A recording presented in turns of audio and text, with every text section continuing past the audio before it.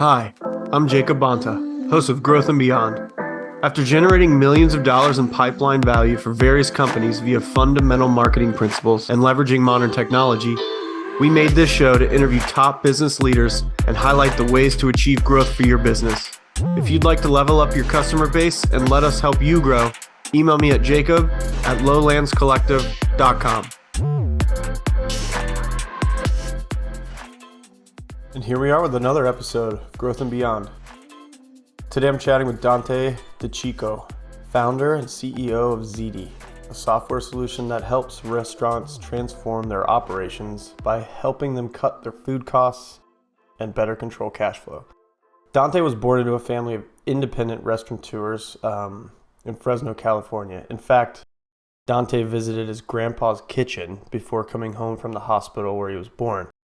So saying Dante knows his way around a kitchen/restaurant, I think can be taken as an understatement. In our conversation, we chat about Dante's time working from BlackRock's Financial Institutions Group, which is pretty awesome, his executive role while at Snapchat, and how he's building Zitti to provide himself and other restaurateurs with the tools to upgrade day-to-day ops. With that being said, here's my conversation with the founder and CEO of Zitti, Dante DiCicco. All right, man. What's up, Dante? How you doing? Thanks for coming on the show. I'm good, thanks. How about yourself? Pretty good. If you don't mind, just take a second to say what's up to the audience and the listeners, and share something that you believe to be the biggest myth when it comes to growing a business. Well, audience listeners, what's up? Hope everyone is doing well, staying safe and healthy out there. The biggest myth, I would say, is that the qualities that require a founder to be successful have to do with the idea, and sometimes even have to do with the idea plus execution. I have found, while those two things are obviously critically important, the single most important trait in a founder, in my opinion, is just grit. It is just the ability to power through anything. Running a startup involves a lot of ups and downs, twists and turns. And I think having just a grit, sometimes even the sports analogy, playing with a bit of a chip on your shoulder, and going there too, that just intense work ethic, that can overcome anything, in my opinion. And so I think that while having an idea is a must, having great execution is also a must. If a founder doesn't have that grit and the ability to just power through, sometimes the other two end up mattering less. Yeah, I completely agree. And I also, I guess you could say I'm cut from the cloth, so to speak, of most ideas are probably already thought of or even implemented. Just if you're going to focus on implementing a product, just find the opportunity and do it better. You know what I mean? Right. It's very rare that you end up creating something super new, which isn't really a bad thing at all. You know what I mean? Yeah, absolutely. It's I think that right now, especially in well-established industries, things are always changing, but what could be novel is the application of an existing technology, right? How the end user is using something. That maybe the building blocks themselves are not new, but how they're using those building blocks strung together is a new concept, and that's when it gets really cool. So I want to start with your origin story, if you will, because I think it's so freaking cool. I think where your family comes from and where you guys ended up traveling to, in San Francisco, is super awesome. Do you mind just touching on that for a second? Sure, absolutely. So my family is originally from a small mountain village in Italy called Pacentro. It is tucked in the Maiella Mountains in the region of Abruzzo, which is central Italy. It's about a 2-hour drive from Rome. My grandparents, grew up there, born and raised there, and it was kind of in a pretty war-torn area during World War II. And so post-World War II era, my grandpa and his 3 brothers left Italy in search for a better life overseas. They couldn't even get into the United States at first. So my grandpa was the oldest of the 4 boys. My grandpa and his dad worked in coal mines in Venezuela. The other three brothers made their way into Windsor, Canada, so across the river from Detroit. They all ended up meeting back in Detroit, and they were at a wedding of like a family friend there, and they were working a bunch of odd jobs, and some family friends were saying, we just moved out to California, you'll love it, come out to California. So they literally just got in the car and left and went out to California and ended up in Central California in Fresno, and which is where I'm from. And they ended up working as cooks in an Italian restaurant called Mazzelli's, and the restaurant was going under, and the four boys wanted to buy out the owners, and so they bought them out, changed the name to DiCicco's, which is my last name, and also the name of today.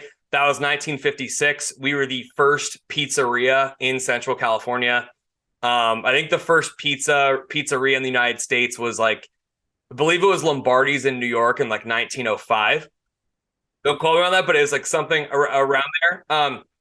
So, I mean, the concept of a pizzeria in the United States was 50 years old, hadn't been around forever, right? And it hadn't made its way to rural Central California, which is where I'm from. And so they started, it was an instant hit. They were open from 3 to 3. So it was a popular late night spot too. And just so many stories over the years of that. And then the four boys owned and operated that one. My grandfather was the first one to branch off and start his own location. And then one of the other younger brothers followed suit. And then they ended up all having kind of their own. And the four boys had 5 other siblings. So there was 9 kids total who all ended up moving to Fresno.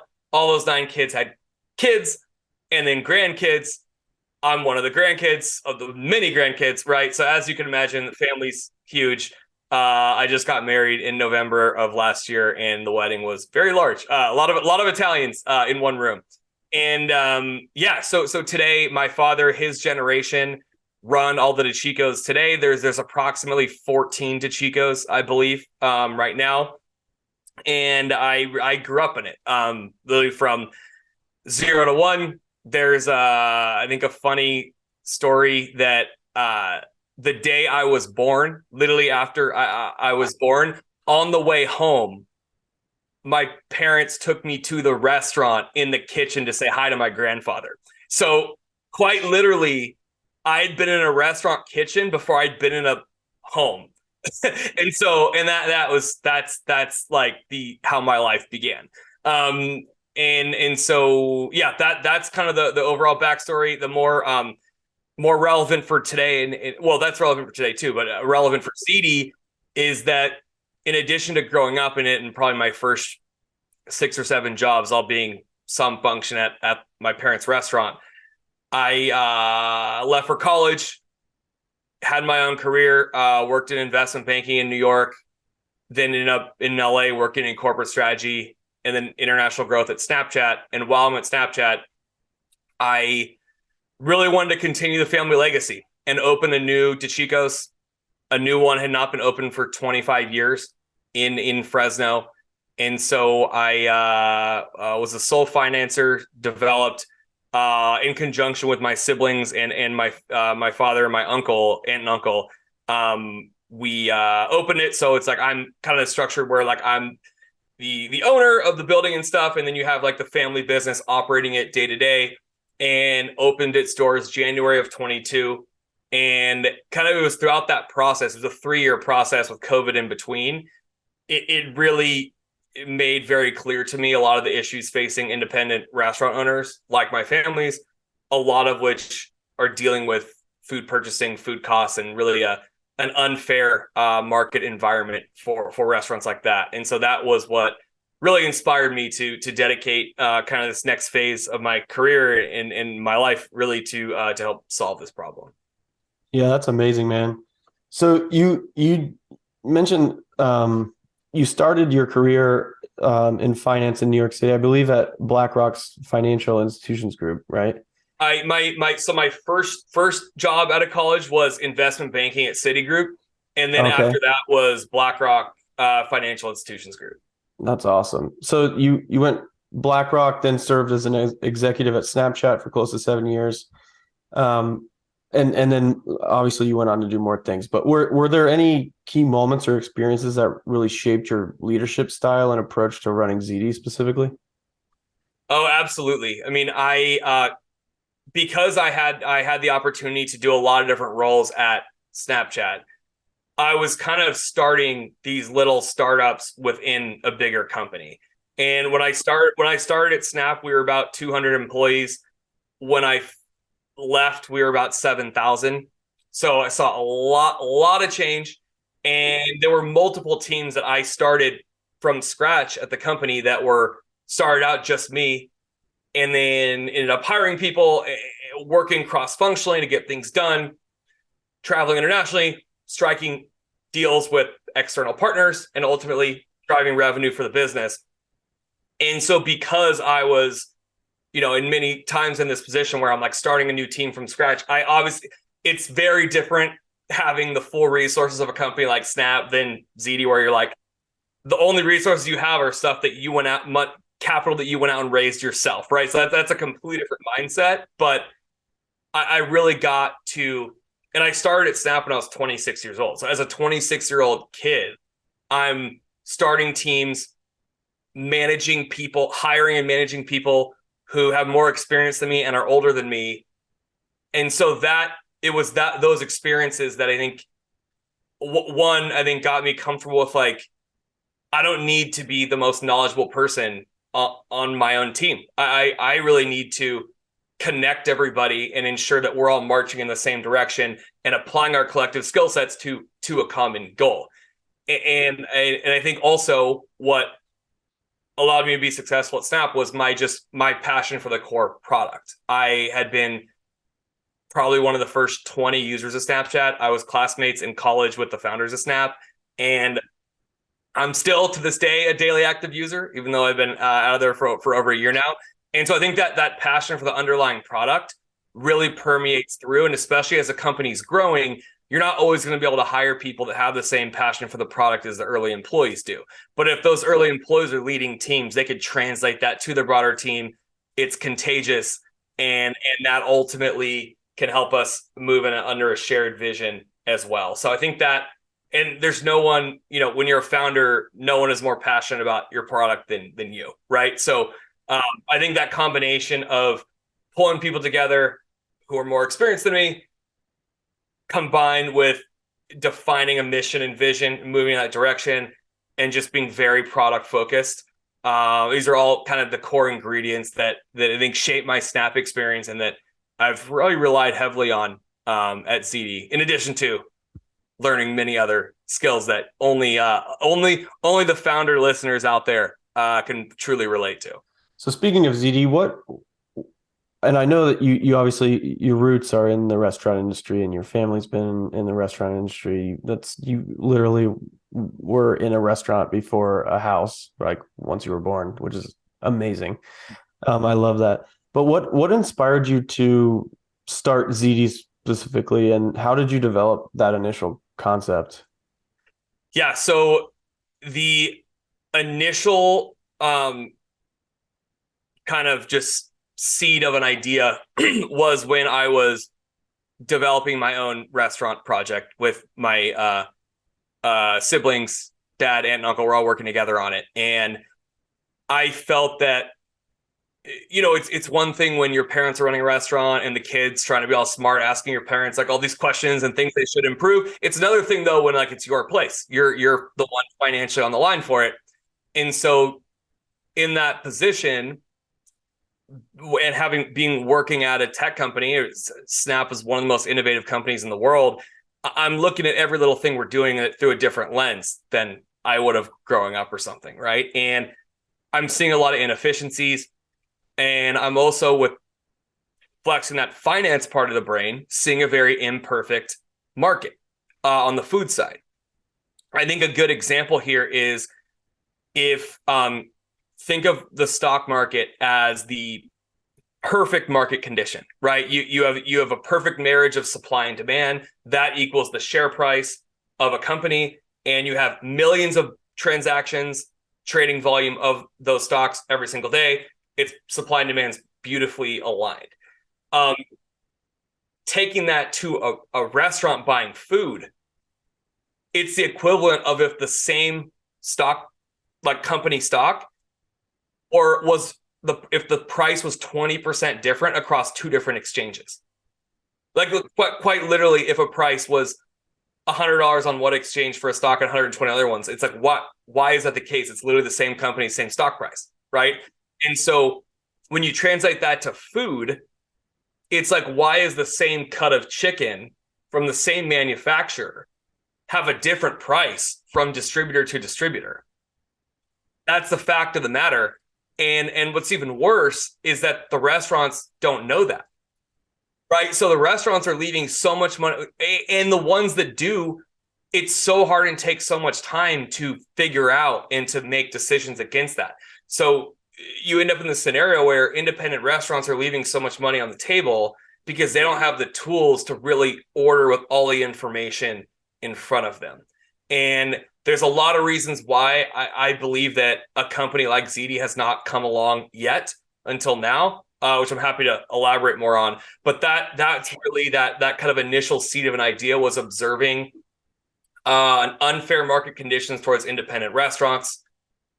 Also, operational inefficiencies that I wanted to help solve caused me to leave Snap and start Zitti. How did you guys approach, or not you guys, how did you approach the initial stages of building and growing Zitti? And what were some of the biggest challenges that you faced? Because you just mentioned it wasn't taking off until just recently. Like what do you think was a big challenge for the taking off, if you will?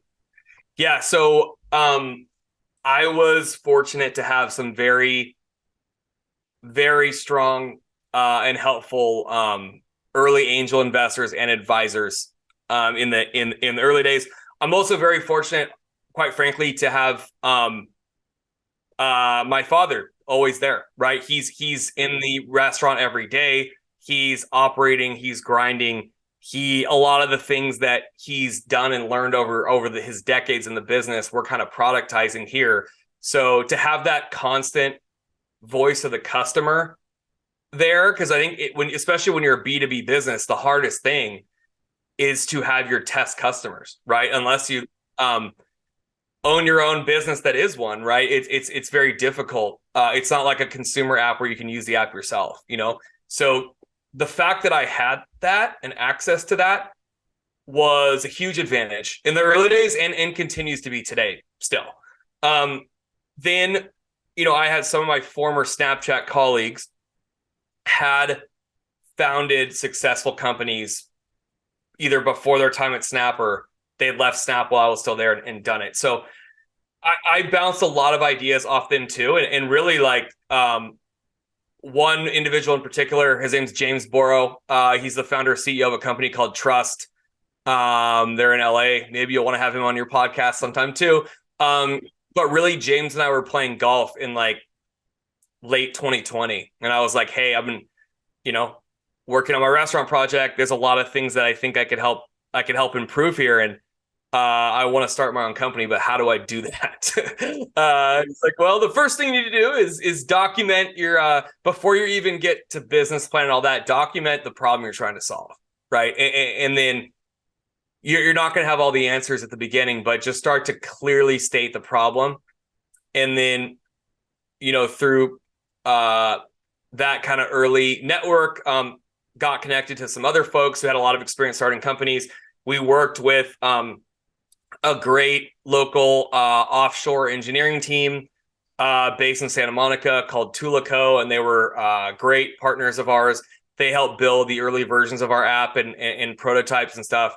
And then after we raised our first round of capital, we then started to build a team, build a kind of a proper team, multi-function departments. I mean, we're still 12 people, so we're a small company, but we have now our in-house engineering team.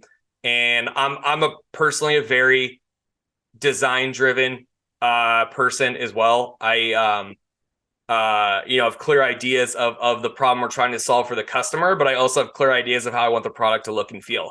And so our actually number one hire, our first hire, was a woman named Perrin Legg, who is our director of product design now, and she's been an absolute rock star. And I think that was also some of those first early hires are formative ones, right? Because there's so much is relying on them. So I was fortunate to have all these ideas, have it down, have a solid offshore engineering team building early prototypes, then hire a rock star product designer. Then I was able, got in touch with a gentleman named Brian Weichel, who's now our VP of engineering and has built a great team around it. So a lot of things have led to where we are today. But from that kind of earliest, like I'm on the golf course with James saying I'm thinking about starting something to where we are today, there's so many steps in the process. And it's clear when you look backwards at it. But at the time, you feel like you're in a bit of a maze and you're like, what direction do I go? Right. Yeah. And I know that there are like, I mean, especially when you're starting a company from the ground up, there are like a million fires that happen almost what feels like every day. But is there like a particular challenging moment in the history of the company up until now that you're able to highlight? And then how did you overcome that?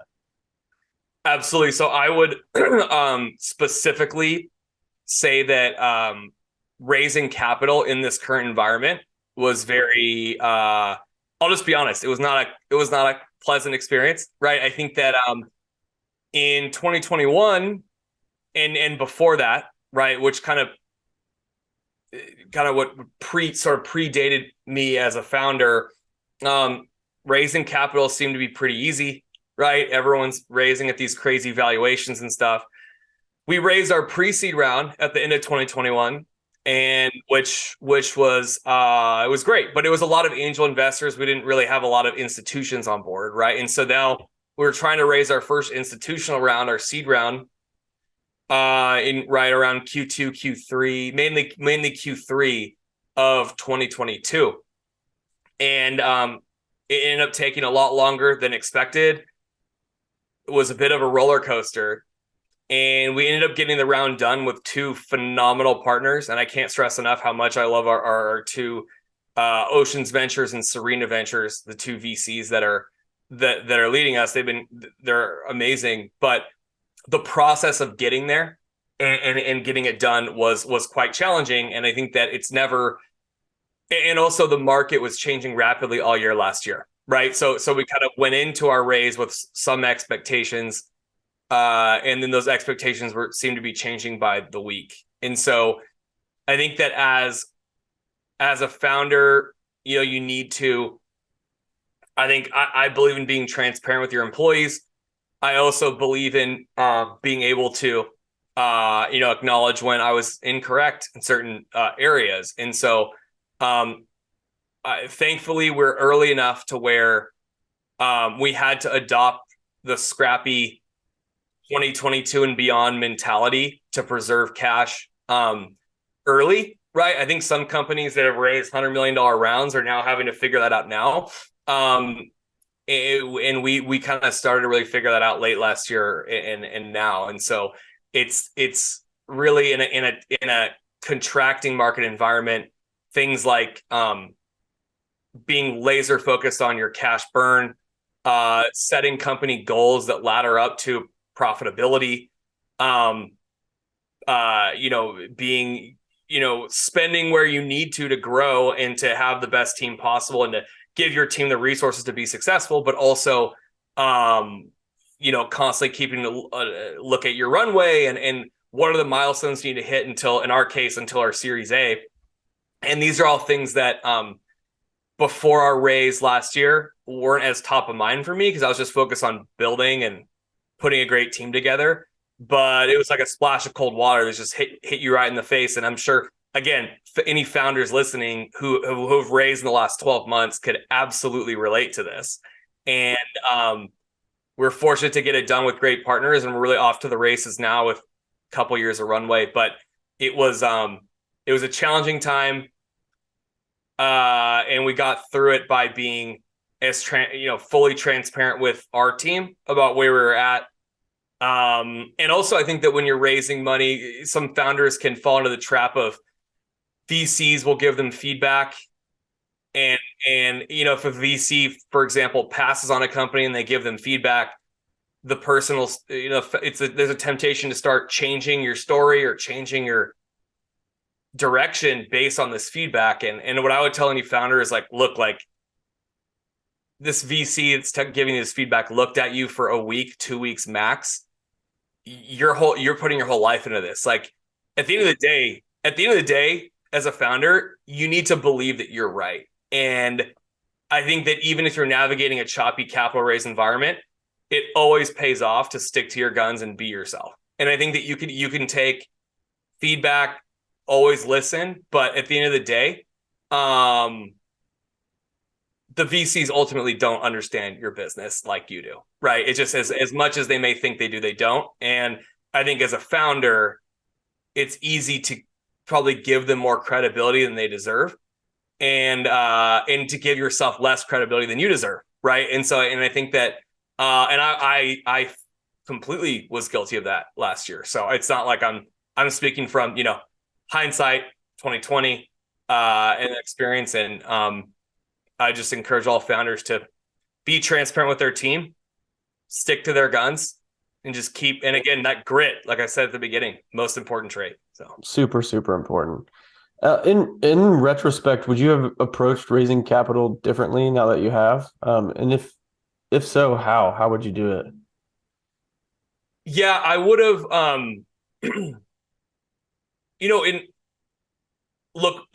I wouldn't change anything if it would have changed the result of where we are today, right? I think that like the seed round we were able to raise, the partners we were able to raise it with, wouldn't change a thing. So on a top line, no. If I could change anything, I probably just would have adjusted expectations on how long it could take to raise sometimes, especially in this environment.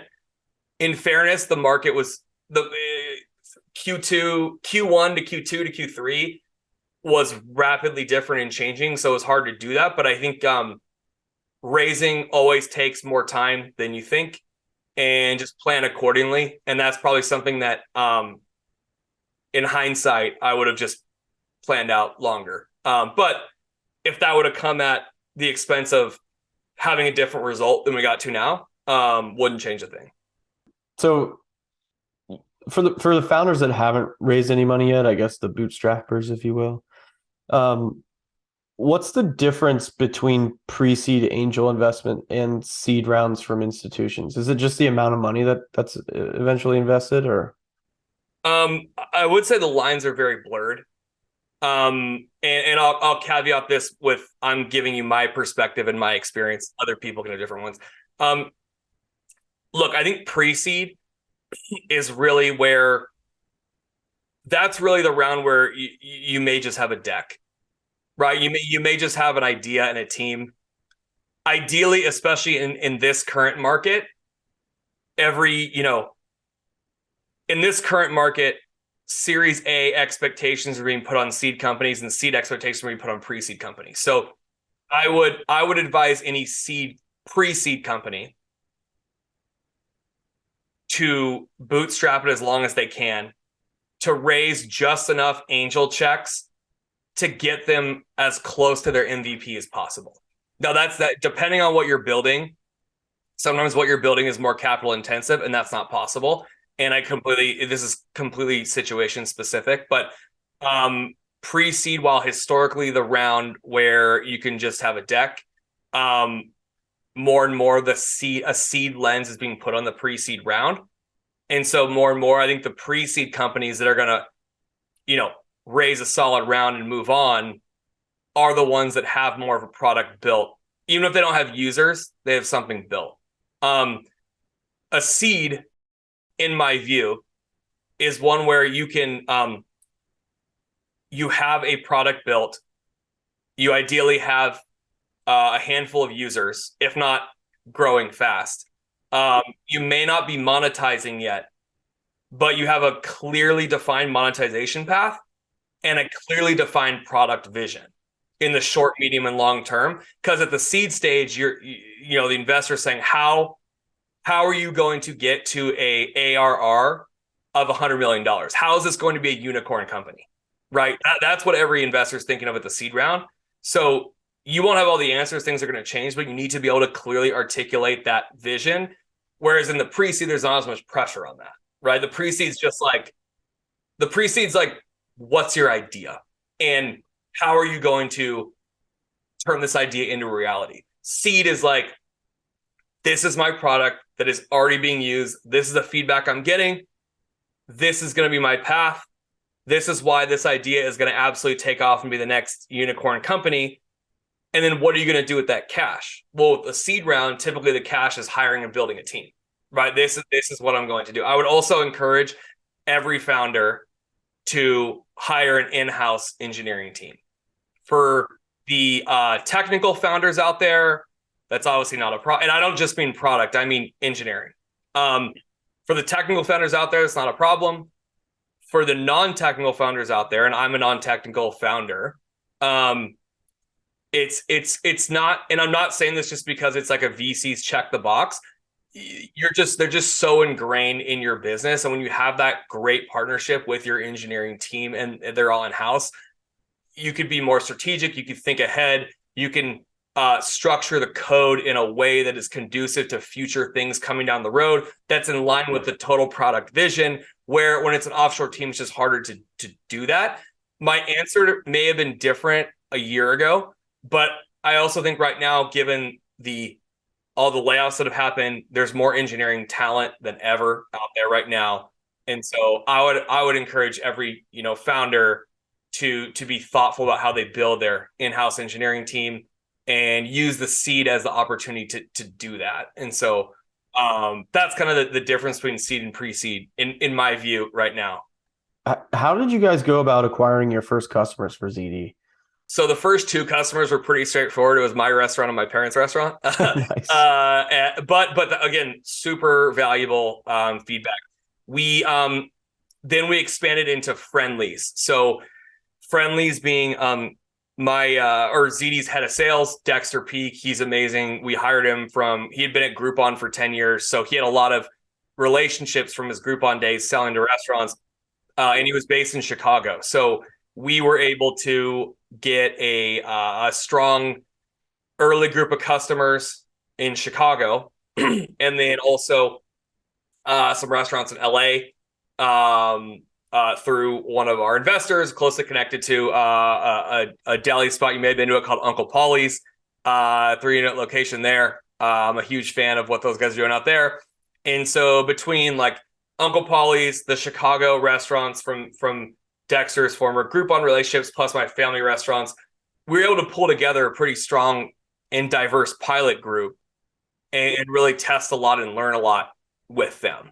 And so I would encourage, now if you're in consumer, it's totally different. And I could speak to, running, BD and international growth at a consumer company. I can't speak to founding one. But for a B2B company, I would say it's critical to identify that group of friendlies ASAP, right? Even if you're on your pre-seed and you haven't identified your friendlies, I would say stop putting a deck together and go find your friends first. I seriously. And because in B2B it's just so critical because customer feedback is everything. And if you don't have friendlies, you just can't have that type of dialogue. So that was huge for us in the early days. And then you get those learnings, you start building features around those learnings and start rolling the product out more broadly. Yeah, 100%. Was there any like filter that you applied to like your friendly list, I guess, or who you wanted to go after and really, I guess, sort of recruit to be on that list? Yeah. So our target customer really hasn't changed since day one. It's independent restaurants with 20 units or less. That is the main goal. I'll say anyone, even if our listeners have restaurants in their network that want to save money on their food costs, you should absolutely reach out to us, either to me directly or request a demo on our site, which I will also see directly. Yeah, I mean, really, I think that's the main goal there, and really how we took that next step was continuing to be clear about identifying our target customer. Because the more specific you are, I just think the more targeted and better, results you're going to have. So that 2 to 20 unit group, we've never wavered from that. I also think 2 to 20 unit groups typically are getting the least favorable terms from food distributors. So we're actually able to achieve the highest amount of savings for them. And oftentimes they haven't adopted technology as quickly as the larger groups. So it's been great. Absolutely love that segment. I think there's always, as we grow, we'll certainly move upstream. But right now, approximately, there's 1 million restaurants in the United States. Approximately 50% of them are independents, like in our customer segment. So it's plenty of work to do to chip away at increasing our market share there as well. Yeah, you've got quite the potential market there to tackle. That's super cool. Because I feel like a lot of people or a lot of software companies don't like, and they don't even really consider just like, this is a cool product. I know some people will use it. And then they just never do. So it's interesting. This is kind of a wild card question. Do you have any processes that you rely on to sort of guarantee or like improve your chances of success? Absolutely. Many. I think the two most important work streams for us right now are product development and sales, right? I'm sure a lot of young companies out there are the same, right? And you're building the plane as it's flying. You're selling while you're developing the product simultaneously, right? Having clear processes around both are absolutely critical. So I'll talk about product and engineering first. Our engineering team, led by Brian, our head of engineering, has great documentation, and they're also very accurate on timelines, right? So there's that trust you have, because if the founder vision is clear and everything you're building ladders up to realizing the founder vision, that vision, you could still make these pivots and change, but if the vision remains clear throughout, you have that trust with the engineers, and the engineers end up gaining their trust by on-time deliverables. And I know that's probably sounds super intuitive, but like for any of the engineers out there and stuff know, like unforeseen things come up, there's bugs, old code bases, etc., and or new components, and things take time. But when you miss deadlines, you lose credibility with the founders, and it's harder to move forward. So I think that just very clean documentation and that constant flow of information and trust. Like I have a one-on-one with Brian, our head of engineering, every day, literally daily, and there's literally not a day. And even if it's just to go over, the board, but it's that level of tight communication in the early days, I think is absolutely critical. And is never going to be a waste of time. On the sales side, when you're small, like sub 5-person team, you can kind of fly by the seat of your pants. I think that when you have, like right now, we have a 4-person sales team, and so to even have a 4-person sales team who's now churning out pitches all day, you need to be very thorough with your CRM, have very good hygiene, and ultimately your CRM has a dual focus. One, it's tracking your whole sales team and keeping them all connected. Two, as we prepare over the next 12 to 18 months for a Series A, it's allowing us to have a firm grasp on our revenue metrics, right? And ultimately our unit economics. So I would kind of say on that, to summarize, like on the product development side, that trust between vision and development, and making sure that those two things are synced up, and really prioritizing and carving out time for that. Because if you don't carve time out for it, it's going to fall by the wayside. And then on the sales and revenue side, it's kind of similar on the other side of the coin. It's that CRM hygiene, clear processes, everyone's speaking the same narrative, everyone airtight on what the pitch is, and also everyone able to give a very strong and effective product demo and really tell the story, but tell the story through the lens of the product demo. I think that's really important too. Yeah, and I think oh man, it's such a relief to hear that your team is actually using a CRM because I've worked with so many sales teams that don't really like it because I think there's this level of accountability that it brings along with it by default that sales teams usually just don't like. You know what I mean?